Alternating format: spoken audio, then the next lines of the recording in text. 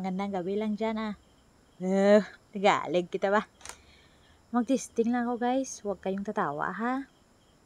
May viewer kasi ako na nag-comment noong dati sa isa kong post na hindi daw siya makaintindi ng kinaraya. Kaya dahil mahal ko mga viewers ko, pagbibigyan ko na.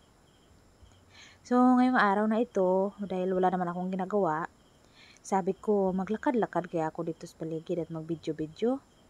Saka na lang ako ulit mag-isip kung ano na naman pakulo ang gagawin ko. Kaso guys, hindi pa nga ako nakakalayo sa bahay. Babay, mas nauna pa sa akin ang mga anak ko. Sabi ko, saan kayo pupunta? Hay, wag na kayong sumama. Mag-video-video lang naman dito ang inyong ina. Sabi ng isa. Wag mo ako lokohin ma. Pupunta ka sa tindahan ha. Halika na nga ma, bili tayo ice pop doon sa babaeng maganda. So ayun na nga, nabodol na naman si ako Kaya ito, palakad-lakad na kami papunta sa kalsada. Maputik man ang daan, ito'y kanilang ininda. Makabili lang ng ice pop, syempre paborito nila. Sa totoo lang guys ambisyon ko talaga maging mapirang mama. Para naman mabili ko lahat ng gusto nila ba.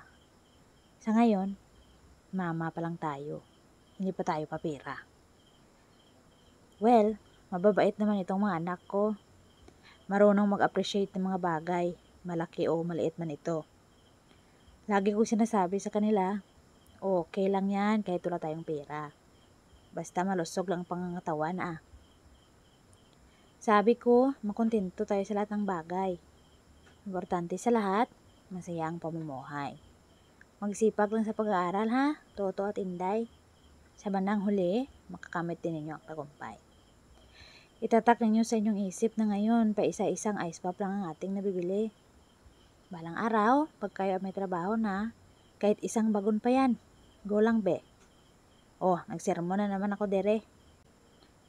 So, ito na nga, nandito na kami.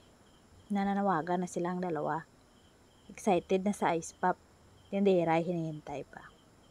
Mababaw lang talaga ang katuwaan nila. Simpleng ice pop, pangiti abot tayo nga. Heto na at nakabili na nga sila. Diba ang init sa paligid parang nagbabaga? May payong na nga, pawisan pa rin sila. Sige lang basta nakabili ng ice pop Ngayon kami naglalakad na pabalik. Daan naman tayo ulit dito sa Mapotek. Sadya naman ito pag klase ay bumalik. Kargahin na naman ang estudyante para di marumihan ang damit. Hanggang dito na lang ang video na ito. Sana ay natuwa naman kayo. Palike and share naman Hanggang sa susunod naman. Stay put lang kayo dyan. Bye-bye!